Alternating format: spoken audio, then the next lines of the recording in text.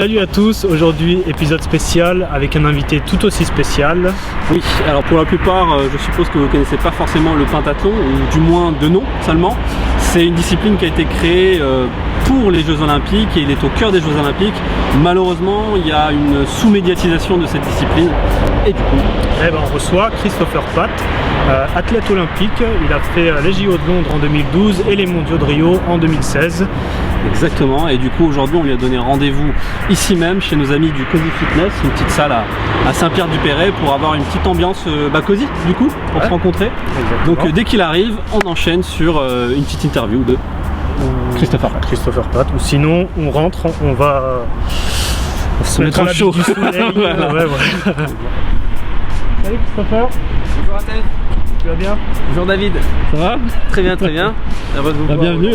C'est gentil, bienvenue à toi, merci beaucoup. Merci. Alors, on va rentrer, on va s'installer à l'intérieur. Ouais, carrément. Au chaud, ok. Au chaud.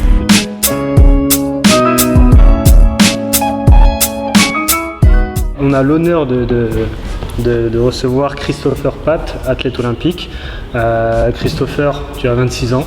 C'est ça, c'est bien ça. Tu as fait les JO de Londres en 2012. J'ai fait les Jeux de Rio en tant que remplaçant. En tant que remplaçant en 2016. Exactement. Ok. Et aujourd'hui, tu prépares les prochains JO. Tokyo 2020. Voilà. Ok, bienvenue à toi. Merci d'être venu, d'avoir accordé un heureux petit peu de ton de temps. connaître vos locaux et puis. Oui. Non, c'est très sympa et puis le fait de sortir un peu du contexte INSEP aussi, nous permet de voir autre chose. Super. Alors toi, tu es le principe de l'entretien. Ah oui, très important. On devait faire un workout avec Christopher. On n'a pas beaucoup de temps devant nous, une petite demi-heure. Du coup, on doit faire le workout et l'interview en même temps. On va se débrouiller. Je pense qu'à chaque question, on va faire 10 ou 20 pompes. Chaque thématique, on va pas non plus. Ah, je n'étais pas au courant, ça par contre. C'est la tradition, c'est la coutume. Allez, c'est le dans mon pays. C'est le challenge. C'est ça. Aujourd'hui, tu t'es entraîné? T'as fait Oui, j'étais natation course ce matin. Ça va, voilà. Ça va, c'est bon. Allez, pour les pompes, moi je m'inquiète pas. C'est plus pour vous. Et il a raison en plus. Il a raison. Et ce qu'on vous dit pas aussi, c'est qu'on a fait 100 pompes juste avant là. Donc voilà. C'est toujours bien de prévenir avant. Voilà, c'est les excuses, tout ça qui se mettent en place. Alors tu es pentathlète. Oui. Est-ce que tu peux nous expliquer ce qu'est le pentathlon? Comment tu en es arrivé au pentathlon? Ok, alors le pentathlon est constitué de 5 épreuves. Nous commençons la journée par l'épreuve d'escrime qui est l'épée et on touche toutes les parties du corps. On peut toucher toutes les parties du corps vu que c'est l'épée. En une minute, une seule touche. Donc on rencontre tous les adversaires, une minute, une seule touche. Il y a un total de points après cette première épreuve. On passe à l'épreuve de natation. Natation, c'est le 200 mètres nage libre, donc 200 crawl en piscine, soit en bassin de 25 mètres ou de 50 mètres. Il y a une course en 200 mètres et il y a un total de points après les deux épreuves, escrime plus natation. Ensuite, on va sur l'épreuve de l'équitation. L'équitation, c'est un cheval qui est tiré au sort. On ne le connaît pas, on a 20 minutes pour le connaître. On a un parcours de 12 obstacles, dont un double, un triple, entre 1m20 et 1m30 maximum. Et l'objectif, c'est de faire le moins de fautes possible avec ce cheval qu'on a connu en 20 minutes seulement. Ensuite, il y a un total de points après ces 3 épreuves, donc escrime, natation, équitation. On va sur l'épreuve du combiné, tir-course. On tire au pistolet à 10 mètres et on a 4 x 800 mètres, c'est-à-dire on a 5 cibles à abattre et on a 4 x 800 mètres. Et entre les 4 x 800 mètres, on a 5 cibles à battre en 50 secondes maximum, et sachant que quand on fait un sans faute, on les abat en 9 secondes. Voilà. L'épreuve du combiné, on part sous une forme d'handicap start en fonction des points qu'on a obtenus lors des 3 épreuves. Voilà. Et celui qui franchit la ligne d'arrivée en premier a gagné. Voilà. Et il se fait en une seule journée, le pentathlon. Une seule. Et ces 5 disciplines ne sont pas choisies au hasard, il me semble que c'était pour... Oui, alors c'était à la base un sport militaire, qui est toujours un sport militaire, tous les pays de l'Est sont quasiment tous militaires. C'est pour former autrefois le soldat parfait, via Pierre de Coubertin. On est aux Jeux Olympiques depuis 1912. Il fallait que le soldat sache tirer, monter à cheval, manier les armes, donc l'escrime, nager et courir. Voilà, c'était pour former les meilleurs soldats pour pouvoir partir à la bataille ou à la guerre. Voilà. Et toi, du coup, qu'est-ce qui t'a amené finalement à choisir le pentathlon? Qu'est-ce qui t'a amené au pentathlon finalement? Alors le pentathlon, oui, alors on ne connaît pas comme ça, à moins d'être dans une culture de famille à la base. La base du pentathlète, c'est natation, course. Soit on fait de la natation, soit on fait de la course. de notre plus jeune âge. Et en fait, tout simplement, c'est pas des recruteurs, mais des entraîneurs de pôle ou de club qui font des alliances avec les clubs de natation et d'athlétisme pour pouvoir donner l'opportunité à des personnes de pouvoir pratiquer plusieurs disciplines, sachant que s'ils voulaient faire d'équitation, ils ne pouvaient pas financer. Le pentathlon va aider à pratiquer l'équitation, va aider à pratiquer l'escrime, va l'aider à s'équiper en armement et va l'aider à nager et courir tous les jours, d'avoir une structure qui permettrait de faire 5 sports. D'accord. Il peut avoir le choix à la suite des années de choisir une discipline seulement, mais plus on donne de l'opportunité à un enfant ou un adulte ou un jeune adulte et d'avoir le choix, plus il va être sensibilisé, être responsable, être autonome et avoir confiance en lui. Oui, voilà. C'est l'objectif des pluridisciplines. Voilà. Première série. C'est l'heure des pompes. C'est l'heure des Allez. pompes. Allez, c'est parti. Les fameuses pompes. Allez, c'est parti. 1, 2, 3, 4, 5, 6, 7, 8, 9, 10, 11, 14, 15, 16, 17, 18, 19. Du coup, moi je voulais enchaîner. Ça, je suis pas si essoufflé que ça donc. Je voulais enchaîner sur la préparation physique en fait orientée vers ces disciplines. Oui. Vous devez avoir plusieurs préparations physiques selon les disciplines que vous pratiquez. Et on se demandait comment ça se passait puisque ce sont des disciplines finalement très très variées et très différentes les unes des autres. Oui, alors la base du pentathlète, bien sûr, c'est son physique et puis sa capacité à s'adapter. On peut avoir le physique du pentathlète de base, c'est qu'il est assez sec et pas très grand non plus pour le rapport poids-puissance sur le plan équitation, le plan course, natation. On va avoir différentes formes de corps en fonction de l'épreuve sportive qu'on fait. La préparation physique au quotidien est importante pour mieux encaisser la charge d'entraînement quotidienne. Voilà. Et puis de mieux connaître son corps.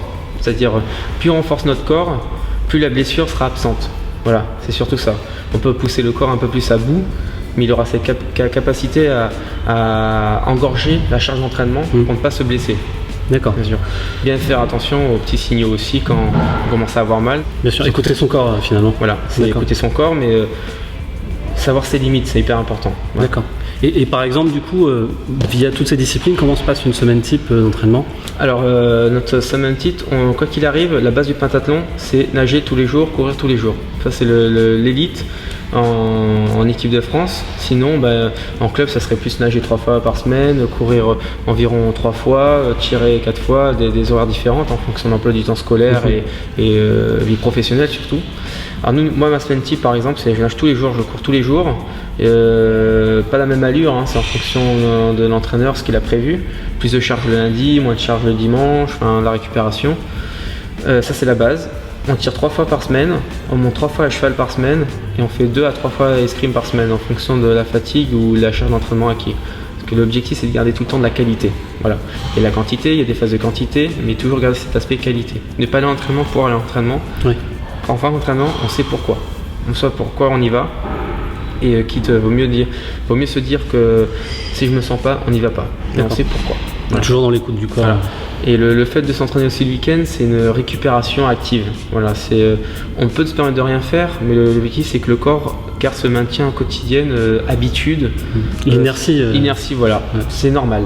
Tout est normal. Ta journée type, ça serait quoi ? Et combien de temps tu passes par discipline ? On s'entraîne environ 35 heures semaine environ. Ça fait à peu près ça fait 6 heures par jour à peu près. Alors de 9h à 10h je tire au pistolet. Ensuite de 10h30 à midi je nage. Ensuite midi 15 il y a la préparation physique générale qui rentre en jeu. On ne met pas de charge d'entraînement, on fait un cycle de plusieurs ateliers. Des circuits training Circuit training, voilà, tout simplement, de plusieurs ateliers et qu'on fonctionne soit 4 ou 6 fois en fonction du temps. Et on ne met pas de charge, ça reste toujours explosif, rapport poids-puissance et toujours rester dans la qualité. Voilà. Vraiment poids de corps. Poids de corps, poids de corps maximal. Et ensuite on va déjeuner. Ouais. Une petite pause sieste d'une demi-heure environ pour se canaliser, pour digérer la digestion. Et ensuite on va à l'équitation. À 15h30 on nous sommes à cheval. Nous avons l'opportunité et la chance de pouvoir monter à la gare républicaine de Vincennes. Ouais. Et ensuite on a l'épreuve de course pour finir la journée. et puis la phase de récupération chez les kinés, notamment la cryothérapie qui a accès à libre service. Pour mieux récupérer. Cryothérapie, c'est une chambre à moins 110 degrés qu'on tourne pendant 3 minutes 30 à pied, on est en sous-vêtements. Cela aide à la... Pieds nus. C'est un froid sec. Alors on est en chaussettes et en sabots. D'accord. Parce que le froid atteint directement les extrémités. Ouais. Voilà. Donc on met des gants et chaussettes et un banc au niveau du front et les oreilles, parce que c'est les extrémités aussi. D'accord. Et on marche pendant 3 minutes 30. Voilà. Et les dernières 30 secondes, j'avoue, c'est très très froid. Ouais, ça doit être une torture, d'accord. Après, mais ça aide.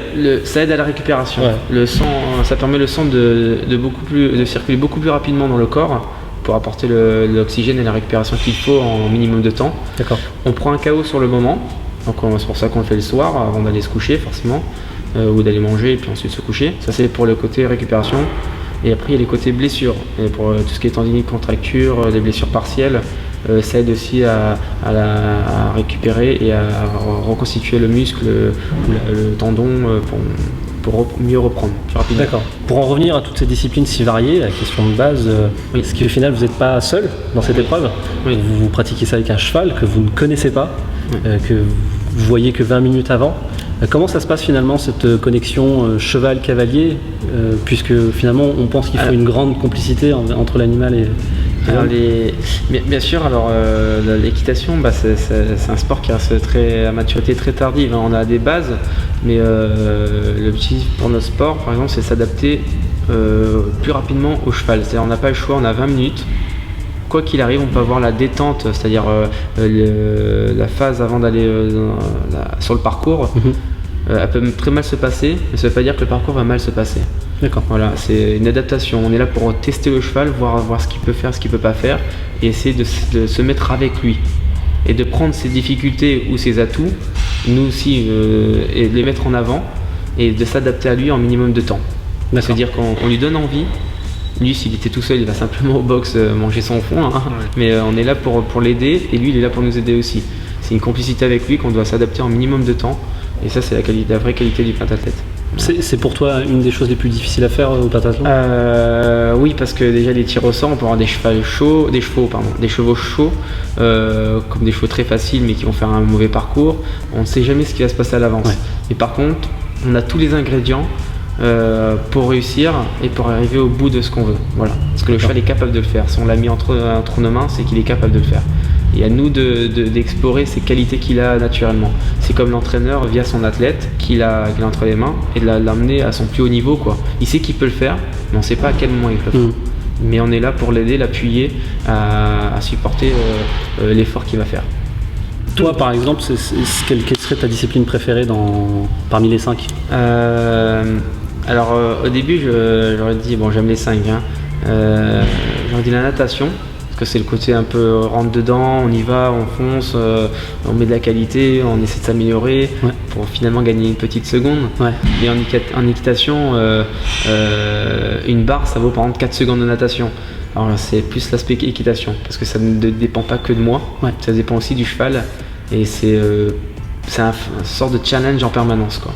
Et une complicité à avoir en minimum de temps et quand on est là pour un peu apporter, comme si on avait un sportif ou un poulain et on veut l'emmener à réussir le parcours. Voilà. Ça serait l'équitation, c'est ce qui donne le plus d'adrénaline pour moi à présent. Et on fait les pompes. Les pompes. 1, 2, 3, 4, 5, 6, 7, 9, 10, 11, 12, 13, 14, 15, 16, 17, 18, 19, 20. Tout à l'heure, tu nous parlais de circuit training et de l'entraînement en préparation physique générale. Du coup, comment ça se passe plus en détail? Tu nous disais que c'était en milieu de journée souvent. Et puis ce que vous faites et la qualité de la place de la PPG dans votre entraînement finalement. Ouais, c'était pas le mettre soit au début ou à la fin, c'est le mettre un peu au milieu de la journée. Parce qu'on fait ça 4 fois par semaine, on fait pas tous les jours non plus. C'est pour un peu garder le corps en activité, quoi. C'est-à-dire il a eu des épreuves le matin et se dire que c'est normal qu'il a un circuit training à faire, c'est de mettre une charge supplémentaire. Mais là on parle de poids là, de poids, de force, vraiment force. Pour mieux que le corps encaisse la journée, tout simplement. qui reste pas si on a fait beaucoup de bras sur le circuit training.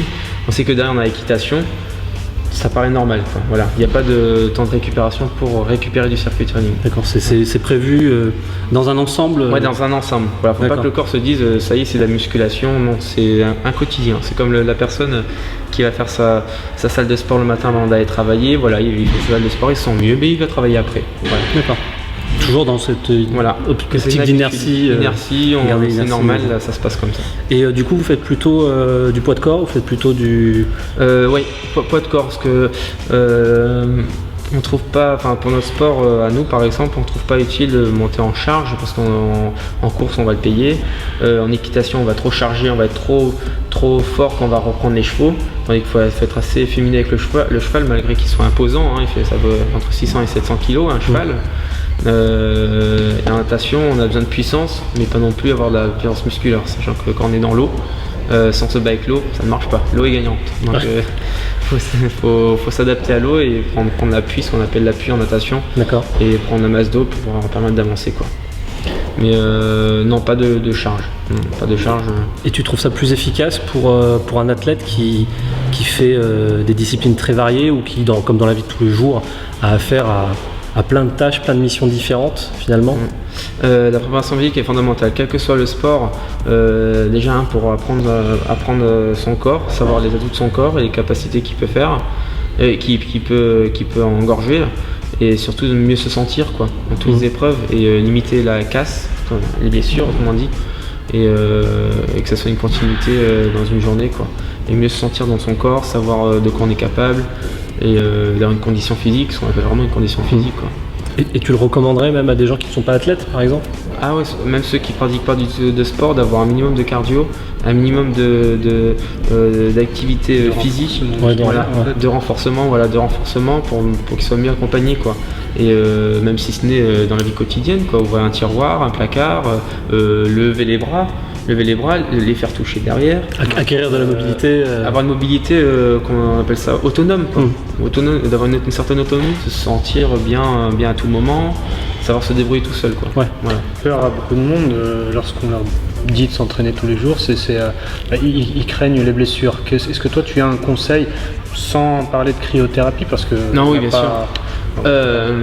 Simplement sur l'aspect hygiène de vie, ce qu'on appelle l'hygiène de vie, c'est au sens large, de très bien alimenter matin, midi et soir, et d'avoir une activité physique pour pouvoir éliminer cette alimentation, et cette alimentation qu'on l'occupe à travers son physique et non par l'atout de bien manger, oh, c'est bon, tout est bon à table. C'est surtout que ce qu'on prend à manger, on s'en sert pour son physique, pour l'aspect du quotidien, pour vivre, pour le renfort musculaire, pour vivre, pour mieux se sentir. Voilà.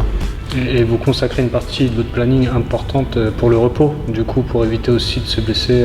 Exactement, les nuits aussi, savoir, on est tous différents, il y en a qui ont plus besoin de 6 heures de sommeil, 7 heures, 8 heures, ça dépend, après ça on peut l'évaluer sur un mois ou voire plus, même une semaine, ça c'est unique à soi-même, hein.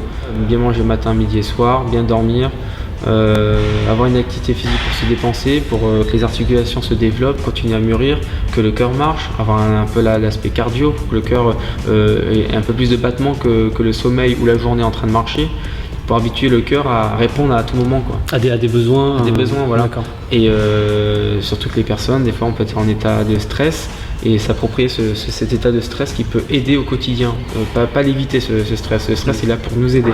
Le stress il est là pour affronter quelque chose. C'est pour ça que le corps se met en état de stress, parce qu'il sait qu'il va lui arriver quelque chose, soit sur le plan physique, que le plan intellectuel, que le plan quotidien, le stress au travail tout simplement. On peut très bien l'éliminer au sport. Et une fois qu'on arrive au travail, on va apprendre qu'on peut avoir un certain recul. Dès qu'on arrive au travail, on sait que voilà, ça change le quelque chose qui rien ne peut nous arriver. Oui, bien sûr. On dégage une sérénité à travers notre corps, quoi. Et le stress est là, mais c'est normal, il est là pour m'accompagner, pour y arriver, quoi. La confiance. La confiance, voilà. Pour subvenir à tous ces besoins, est-ce que vous avez un régime alimentaire particulier, ou est-ce que ce régime change à l'approche des compétitions? Est-ce que tu peux nous parler de... Attends, il faut qu'on fasse les pompes. Ah, le rappel aux pompes. Ouais. Ah mince. C'était fait exprès. Ah ouais, non. Je suis fatigué les bras, les gars. Je suis trop fatigué. 1, 2, 3, 4, 5, 6, 7, 8, 9, 10, 12, 13, 14, 15, 16, 17, 18, 19, 20. Attends, parce qu'on est soufflé là. On reprend notre souffle. Oui, donc pour subvenir à tous ces besoins, toute cette dépense énergétique, est-ce que vous suivez un régime alimentaire particulier? Est-ce qu'il change à l'approche d'une compétition? Est-ce que tu choisis toi-même tes repas ou on s'occupe de votre plan nutritionnel? Alors à l'INSEP, il y a soit les entraîneurs ou même les diététiciens qui nous aident à avoir une base. Ouais. Soit on la respecte, soit on la respecte pas. Ça dépend un peu en fonction de chacun. Mais par contre, on nous aide surtout à bien manger le matin, le midi et le soir. Voilà. À l'approche des compétitions, il ne faut pas changer sa méthode de manger. C'est pas parce que la compétition approche que le stress arrive qu'il faut diminuer ou se dire si je mange trop je ne veux pas être bien. Non, faut continuer à l'organisme à le nourrir comme on fait quotidiennement. Et ne pas chambouler parce que le corps va ressentir ce chamboulement, va s'adapter à quelque chose qu'il n'a pas l'habitude. Donc il faut continuer cette alimentation qu'on a. Bien sûr le stress va des fois nous donner moins envie de manger, mais il faut manger des petites quantités, mais toujours garder cet équilibre des 3 repas, ne pas les sauter et ne pas se renfermer. Au contraire, il faut s'ouvrir, il faut se l'approprier, la compète arrive. C'est un peu comme entraînement difficile, compétition facile. Voilà, de toute façon c'est un quotidien. Voilà. D'accord. Après c'est propre à chacun. On peut très bien, c'est tout bête, manger du fast-food tous les jours et ne pas grossir par exemple. C'est pas une question de grossir ou pas, c'est une hygiène de vie. Le fast-food, le souci c'est des graisses qui vont brûler très rapidement et qui vont stocker des mauvaises choses pour la récupération, qu'elles soient physiques ou intellectuelles. C'est limite toxique en fait. Oui, c'est pas bon. Ça fait du bien, on aime manger ça, mais ça serait l'aspect goût. Mais dans le corps c'est très mauvais, voilà, tout simplement. Après bien sûr on peut se faire plaisir, ça rien n'empêche, mais on sait qu'à côté on est équilibré. Est-ce que les athlètes surveillent leurs macros? Faites attention aux glucides, aux lipides? Oui, alors en fonction des épreuves. Alors nous, pentathlètes, on est équilibré parce qu'on mange énormément en quantité et on les limite très vite. Les sports comme la gym, ils sont très surveillés. Les sports comme le combat sont très surveillés, c'est-à-dire à l'approche des compétitions, ils sont obligés de faire un régime, mais pas une semaine avant. Ils font un régime 3 mois avant. Pourquoi 3 mois avant? Déjà, ça va être pour la perte ou pour l'augmentation, ça va dans les deux sens. Et puis, il habitue le corps à s'adapter à ce qu'il mange en 3 mois. Et non une semaine avant. Une semaine avant, ce serait fatal. Du coup, on perd tout ce qu'on a gagné en énergie, on le perd. Ça, c'est conséquent. Et c'est en fonction des disciplines, comme la gym, pareil, la GRS, pareil, les luttes, tout ce qui est sport de combat, ils ont des régimes qui se prennent longtemps avant. Voilà. Et les pentathlètes, par exemple, s'ils devaient insister sur un des macros, ça serait quoi éventuellement? Les sucres lents. Les sucres lents. Ouais, nous on marche beaucoup aux sucres lents parce qu'on engorge énormément d'entraînement en termes de quantité et puis pas qualité aussi, mais c'est assez quotidien. Voilà. D'accord. Et ces sucres lents, nous on les transforme en sucre rapide parce qu'on les élimine rapidement finalement. Et c'est un cheminement. Par contre, éviter trop les sucres rapides, ça serait plus entre les épreuves. Mettons, ce matin je mange très bien, je vais à la natation et ensuite à la PPG. Mais entre la natation et la PPG, là, je peux prendre un petit sucre rapide pour donner un petit coup de boost. Nous, on prend soit un peu de lait ou une barre énergétique, énergisante, pardon. Et il n'y a pas de sensation de privation dans ce genre d'hygiène de vie? Non, c'est une habitude à prendre. D'accord. Ouais, c'est vraiment une habitude à prendre. Et même l'aspect même pour aller au travail le matin, le fait de bien manger. Le matin, il n'y a aucune raison qu'on ait faim, quoi. Même si on nous propose un 4 quarts à 10h ou un sandwich panini à 10h, il n'y a aucune raison d'accepter puisqu'on n'a pas faim. Et 2, on sait ce que ça engendre. Voilà, on a ce réflexe-là que c'est pas bon pour la suite. Il y a une sorte de garde-fou qui se met en place. Voilà. D'accord. Voilà. Ok. Et bon, c'est reparti. Allez, go.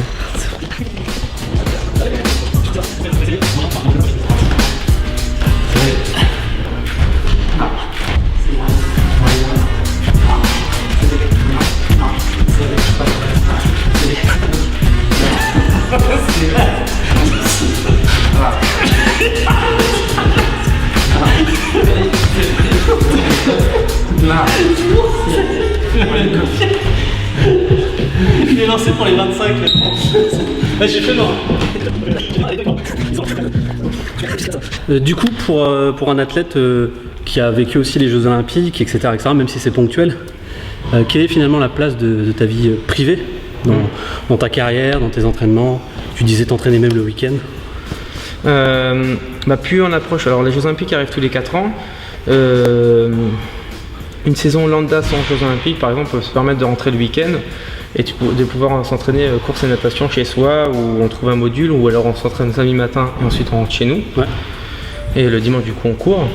Mais plus on approche des Jeux, l'année olympique par exemple, là on ne rentre plus le week-end. Alors tout ce qu'on est en contact avec la famille, amis, même réseaux sociaux, on module tout ça, c'est-à-dire on s'occupe que de ça que le soir ou le week-end. Et bien sûr, on appelle quotidiennement pour avoir cet appui quotidien, ce besoin d'affection, tout simplement.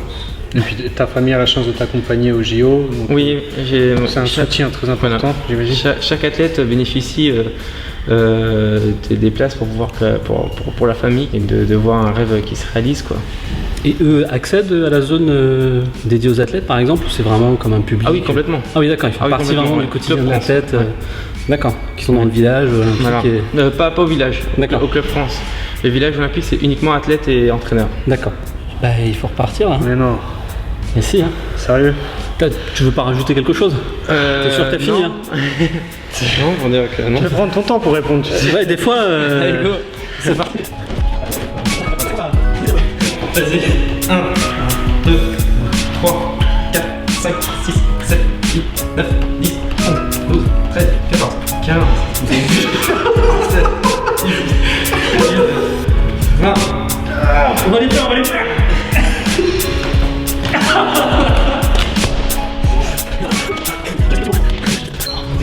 Je préfère quand même préciser que on a eu un raté sur le tournage avant et que tout ça on l'a déjà fait. Et lui c'est un athlète donc il n'a pas de soucis. Il n'a pas de soucis. Il est très bien entraîné, il se nourrit très bien, il se repose très bien. Nous on a plein de choses. dont l'âge, les enfants, tout ça. Voilà, ça complète une vie aussi. Ouais. C'est seulement pour ça d'ailleurs qu'on n'a pas été au JO en fait. Ouais, a raison, ouais. À plusieurs reprises on a dit non, on nous a dit, mais on a dit non. À cause des gosses. En fait, on voudrait savoir comment se passe la reconversion professionnelle d'un athlète, vu que j'imagine que tu peux pas faire ce pentathlon jusqu'à 70 ans. Est-ce que vous êtes accompagné? Est-ce qu'il existe des moyens de... Alors, dès qu'on adhère à une structure de haut niveau ou à un club avec des adaptations scolaires, le double projet est mis en place. Enfin, surtout quand on arrive à un statut élite à l'INSEP par exemple, le double projet est tout le temps mis en place. Alors sur place on a les études de kiné, STAPS, préparation professeur de sport au CAPEPS, qui est prof de PS, et tout ce qui est métier de la forme, tout ce qui est éducateur sportif, animateur, BPGEPS, activité aquatique, natation. C'est sur l'aspect sportif et ça c'est l'accompagnement sur place qui est présent en permanence. Ensuite si on souhaite faire des études d'alternance ou alors par correspondance, je pense à ça, c'est médecine, école de commerce, du tutorat est mis en place en permanence à l'INSEP pour les cours du soir et pour mieux nous accompagner ou dédoubler les années parce que grâce au statut de haut niveau on a des années cliniques qui sont sur 4 ans en temps normal, sont dédoublées sur 8 ans par exemple. Ouais, voilà. D'accord, voilà. Ça plus une charge. Et la charge est moins conséquente parce que tout en respectant la performance de l'athlète. Et pour ma part, moi j'ai pu intégrer via mon DUT technique de commerce, j'ai pu intégrer Alliance, la société Alliance en tant que conseiller en protection sociale des entreprises individuelles et collectives et particuliers. Sur le plan mutuelle santé, prévoyance, retraite et la gestion de patrimoine, voilà, que j'ai intégré cette année à la suite de l'année après les Jeux, qui est une année post-bac, qui permet un peu de se poser les bonnes questions, savoir ce qu'on veut faire par la suite. Quel que soit le sport, on n'est jamais à l'abri d'une blessure, donc l'abandon de certains sponsors, partenaires, manque de performance tout simplement, et puis se sentir qu'on a besoin aussi d'autres choses, d'avoir une multiculture, quoi. Même si on voyage beaucoup à travers le sport, que l'intelligence n'a jamais fait de mal à la performance. Voilà. Comment ça se passe du coup pour se retrouver à l'INSEP simplement, par exemple? On peut intégrer l'INSEP, ce qui est les meilleurs sportifs français, les meilleurs sports amateurs, parce que les Jeux Olympiques il y a uniquement les sports amateurs, même si on se considère comme des professionnels, parce qu'on fait ça à plein temps. On peut intégrer l'INSEP si on a le bac en main, quel que soit le bac. et les résultats et espoir pour l'avenir, pour objectif de faire les Jeux Olympiques.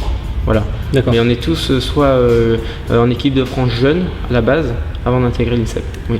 Donc vraiment dans des clubs, Voilà. Ça se passe via les clubs finalement. Via les clubs et via les structures, ce qu'on appelle les CREPS.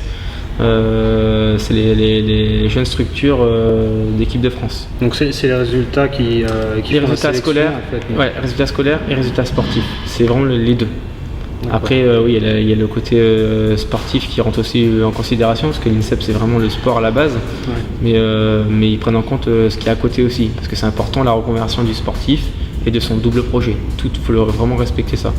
Parce que faut dire ce qui est, sur un podium il n'y a que 3 places, il n'y a pas 600 places. Malgré tout, on peut toujours espérer rentrer à l'INSEP et c'est assez accessible. Voilà, faut y croire, et puis après c'est une notion de vivre.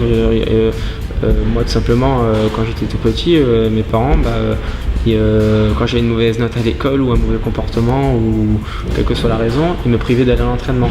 Et c'est ça qui a fait me pénaliser. C'est ça qui me donnait la force de pouvoir avoir des bonnes notes, le fait d'aller à l'entraînement à la suite, quoi. Oui, chacun sa motivation. Voilà, c'est une envie, une approche, ou un autre qui préfère tout simplement après l'école aller boire un café avec un copain ou une copine. C'est un mode de vie à chacun, voilà, mais sachant que le sport n'a jamais fait de mal à être bon à l'école. Oui, voilà, c'est sûr. C'est surtout ça. Un petit dernier Non. avant de. Allez, un petit dernier. Attends, mais c'était pas une question. C'est pas grave, un petit dernier. Un petit dernier pour finir.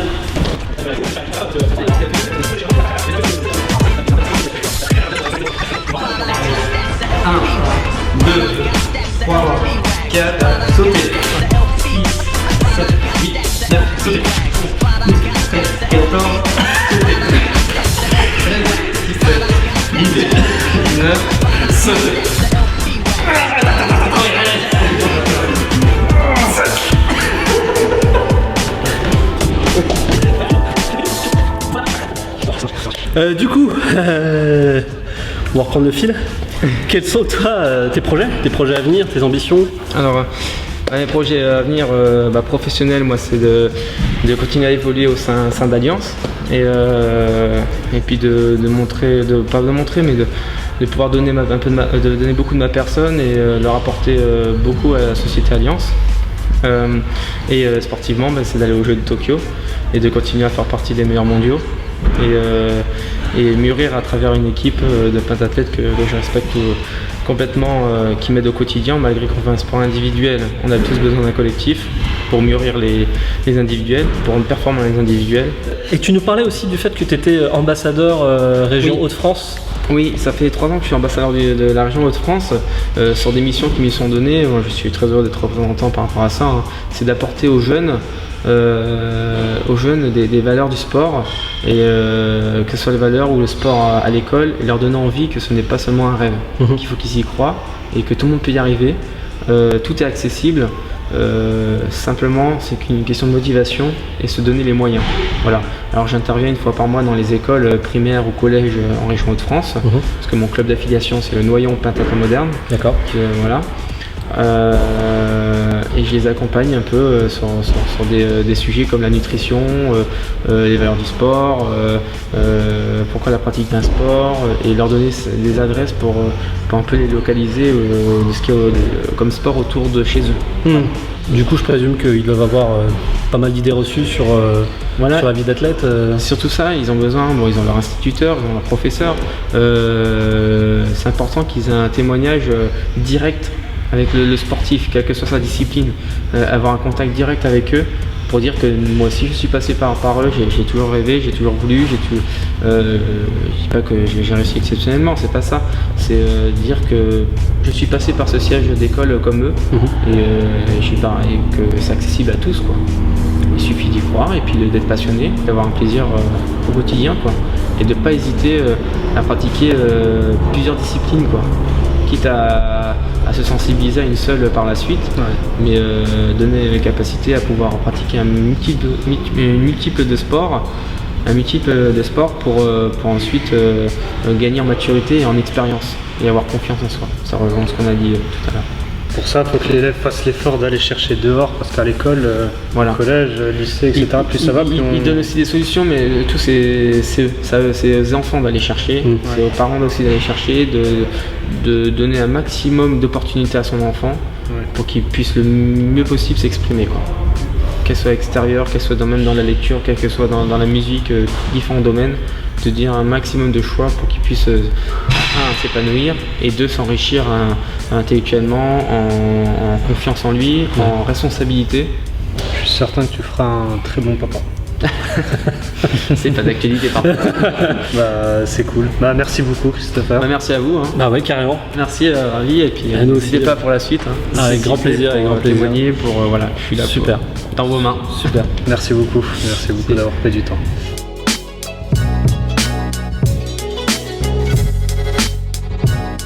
Alors moi j'ai appris grâce à vous que vous m'avez parlé de ça, et puis j'avais rapidement vu sur les réseaux sociaux, mais maintenant il y a beaucoup de gens qui établissent ces applications en ligne et tout, mais la vôtre particulièrement m'a attiré l'œil sur le côté que c'était un peu le sport pour tous. On ne demande pas à faire du haut niveau, une activité quotidienne, c'est pas ça, ça donne des étapes à titre individuel.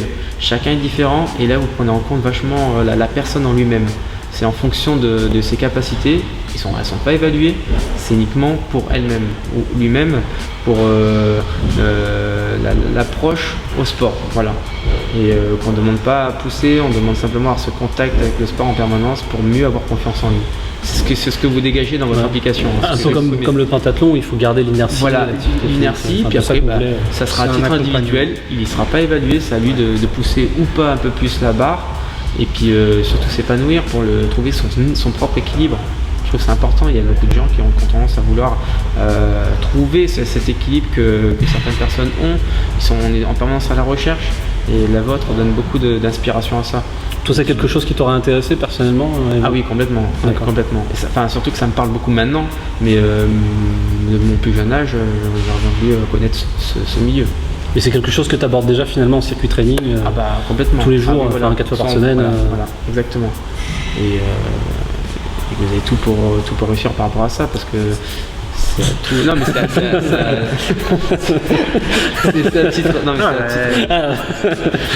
c'est à titre individuel, donc c'est bien. Non, des gens. Sauf bien sûr quand on nous met une raclée en faisant des pompes. Voilà, mais là, c'est du challenge, c'est différent ça.